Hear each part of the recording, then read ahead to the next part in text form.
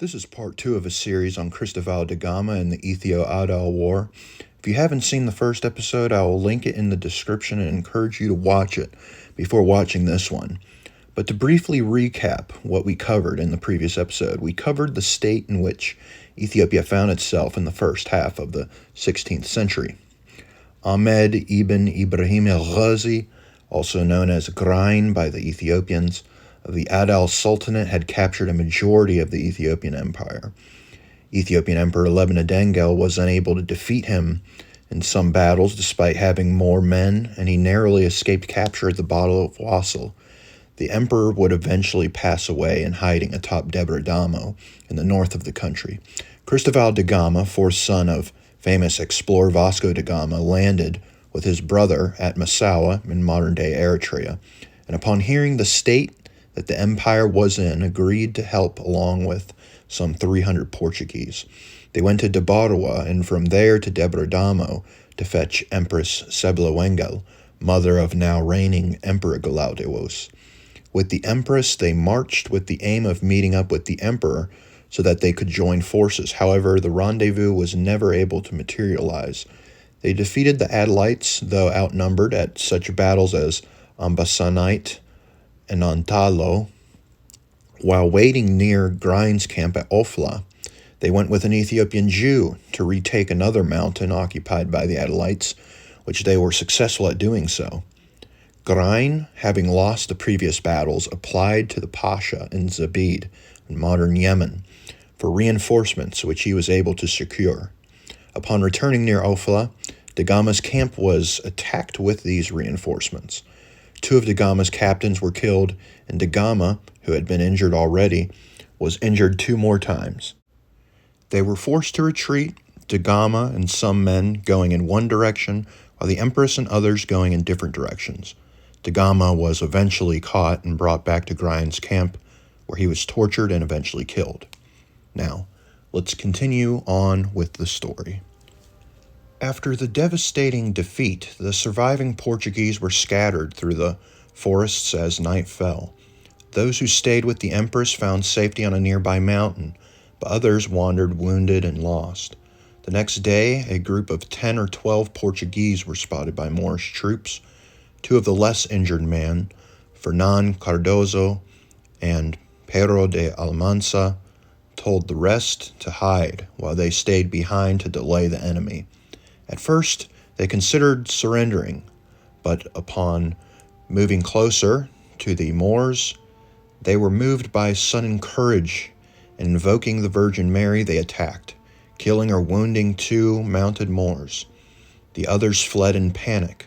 The Portuguese took their horses and rejoined their group, who were astonished and praised God for the miracle. They continued with difficulty to the mountain refuge where the empress had already sent people to guide survivors to safety and search for news of Dom Christovam, whose fate was still as of yet unknown. More survivors arrived the next day, bringing heartbreaking news of Dom Christovam's capture and death. The grief was overwhelming, both among the Portuguese and the empress, who mourned him deeply as if he were her own son. The Portuguese and the empress remained on the mountain for a few days to recover and regroup, eventually gathering around 120 men. Hearing that Manuel de Cunha and 50 others had safely entered the friendly territory of the Bahar Negus, they decided to move to Mount Whiteway in Semaine, a secure and fertile stronghold previously taken by Dom Christovam. The commander there welcomed them warmly and provided for their needs. 10 or 20 days later, depending on the source, Emperor Galaudios arrived at the mountain with a small and demoralized force. The Portuguese came down to greet him under the banner of Our Lady of Mercy. When he learned of Dom Christovam's death, he was devastated, having long desired to meet him. Still, he received the survivors with great honor, providing them with supplies and encouraging words, assuring them they were not abandoned in his empire. As more of his men gathered, eventually reaching 500 cavalry and 8,000 infantry, the Portuguese urged him to attack the Moors to avenge Dom Christovam. Initially doubtful, the emperor agreed when he heard most of the Turks had left, and only 200 remained with Gragn. He He tried to call for reinforcements and weapons from the group with Manuel de Cunha, but they had left for Massawa to wait for fustas or boats to India, thinking all the others were lost. However, they managed to recover the stored weapons atop Mount Debradamo. On February the 6th, 1543, the emperor set out with his force and 120 to 130 Portuguese, including wounded soldiers who insisted on joining. They refused to appoint a new captain, saying their only leader was Dom Cristovam, Glaudios, and the Virgin's Banner. Reaching Wogara, they ambushed and defeated a Moorish commander, and captured many. From the prisoners, they learned that Gragn was nearby in Dumbia with his family. Surprised to hear the Portuguese still lived, Gragn quickly prepared for battle, realizing they had come seeking revenge. He had 13,000 troops and 200 Turks at his side. When the emperor reached the vicinity of the Muslims, he camped at a place called Wainadaga. For a few days, both sides engaged in skirmishes. About 70 Portuguese horsemen distinguished themselves with extraordinary feats. In one clash, they killed a renowned Muslim captain and 12 of his men, scattering the rest. Gragn, who had relied heavily on this captain, was deeply distressed. To eliminate the threat posed by the emperor's capable field commander, Gragn plotted an ambush. He sent 4 Turkish arquebusiers to hide by a stream near the imperial camp. At dawn, 2 Moorish horsemen approached under a white flag, pretending they had important news for the commander. Trusting their intentions, the captain rode out with just 2 servants. As he reached the stream, the hidden Turks shot and killed him. Though his men gave chase, the assassins escaped, and the body was brought back to the camp. The emperor mourned the loss, as the captain had been a source of morale and courage. Some troops, now demoralized, considered deserting. To prevent this, the emperor ordered battle the next day. At dawn, the army assembled. The Portuguese raised the banner of Our Lady of Mercy, knelt and prayed for victory or a holy death. They took their place in the vanguard, around 120 Portuguese, with 250 Ethiopian cavalry and 3,500 infantry. The emperor followed with an equal number of cavalry and 4,500 foot soldiers. They met Gragn's forces, divided into 2 main battalions. Gragn led the first with 200 Turkish arquebusiers, 600 Moorish cavalry, and 7,000 infantry. The rear was commanded by a major Moorish captain with 600 cavalry and 6,000 foot soldiers. The battle began fiercely. The Turks initially overwhelmed the Ethiopian flank, but Portuguese charged in and pushed them back. Around 70 Portuguese cavalry rode into the enemy ranks, performing wonders and inspiring their allies. Gragn, seeing his men falter, personally entered the fray with his son. As he rallied his troops, the Portuguese recognized him and unleashed a volley of gunfire. A shot struck Gragn in the chest, and he slumped over his saddle. His men fled with him, but soon dropped his body to escape faster. With Gragn dead, the enemy army began to collapse. Only the captain of the Turks resisted, choosing to fight to the death. He displayed great bravery, killing and wounding several Ethiopians, and even crippling a Portuguese soldier with his scimitar before he was slain. The emperor's troops pursued the fleeing Moors, while the Portuguese focused on annihilating the Turks. Out of 200, only about 40 survived. Gragn's wife fled with 340 horsemen, taking with her the treasure Gragn had seized from the emperor. Meanwhile, Christian captives, many women and children, were liberated. Some soldiers joyfully reunited with lost family members. The freed people kissed the Portuguese soldiers' feet, overwhelmed with gratitude. The emperor honored the Portuguese lavishly, acknowledging that they had restored his empire, once thought irretrievably lost. Miraculously, not a single Portuguese had died, despite bearing the brunt of the fighting. This was attributed to the intercession of Our Lady of Piety, to whom they had prayed before battle. After the victory, the emperor set up camp near Lake Dembia, while his soldiers pursued the fleeing Muslims and collected abundant spoils. Though overjoyed, the emperor remained uneasy, not knowing for certain if Gragn was dead, as he was such a formidable enemy. God, however, granted him complete joy when a captain named Khalid arrived triumphantly with Gragn's severed head, easily recognizable. Khalid claimed the reward the emperor had promised: marriage to his sister for anyone who killed Gragn, or special honors if it was a Portuguese. But suspicion arose that Gragn had already been dead when Khalid cut his head off. An investigation confirmed that Portuguese arquebusiers had fatally shot him, since no other troops had firearms. Even though Khalid insisted Gragn was alive when he decapitated him, the emperor ruled he was not entitled to the promised marriage, but rewarded him with other gifts. The emperor then ordered Gragn's head placed on a tall spear for all to see, and later sent it to his mother, the empress, who was still in Semaine.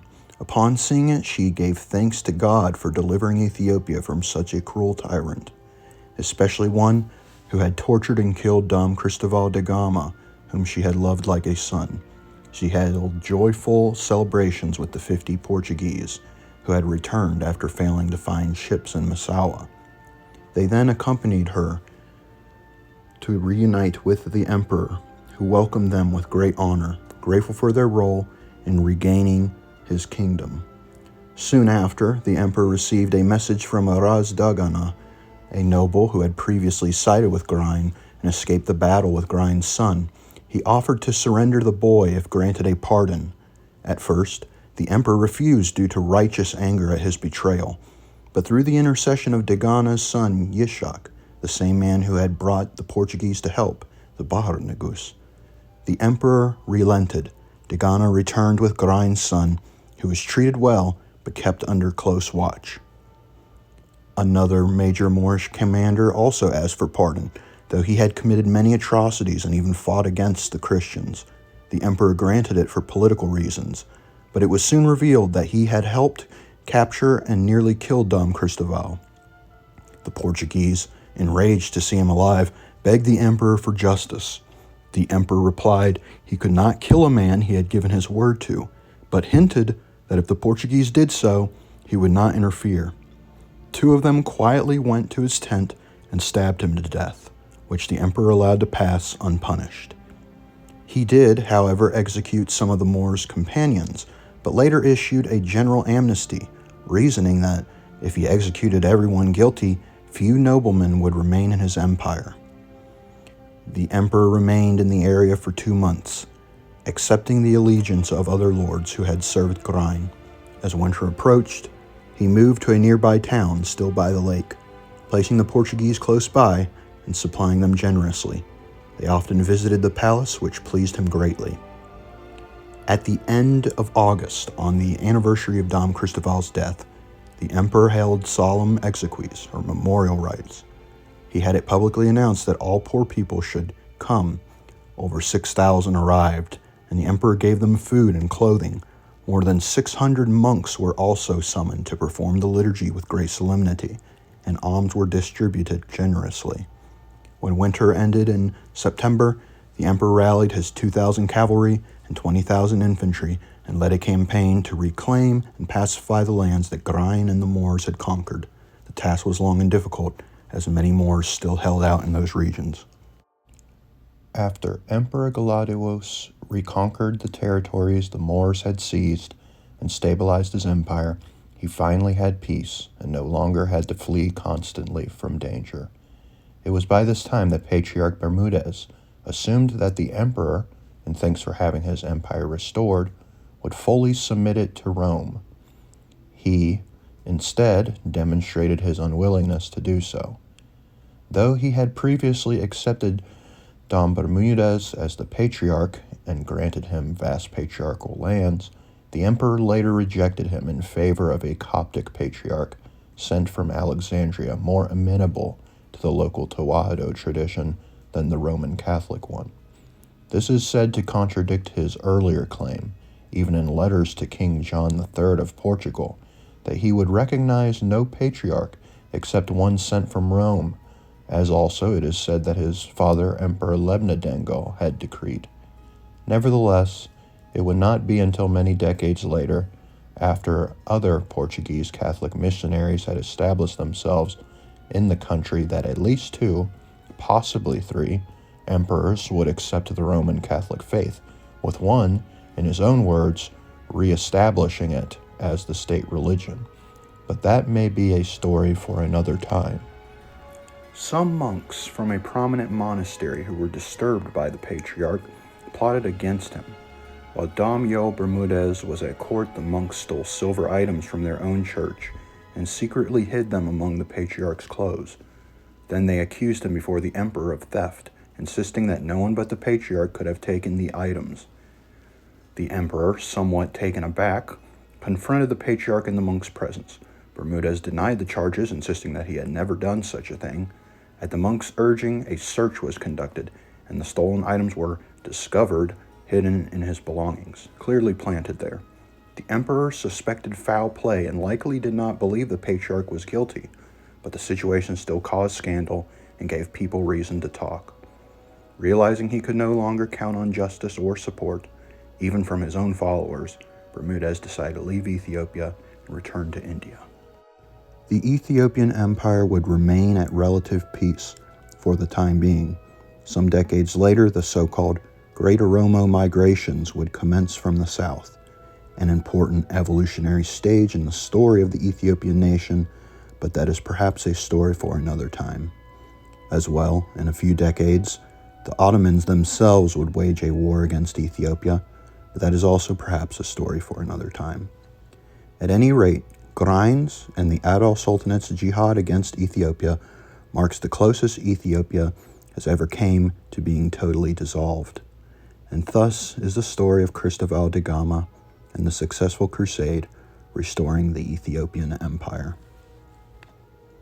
Thanks for watching. If you have any comments, I would surely appreciate it, as it helps out in the algorithm. Please like the video if you liked it, and until next time, thanks. Bye.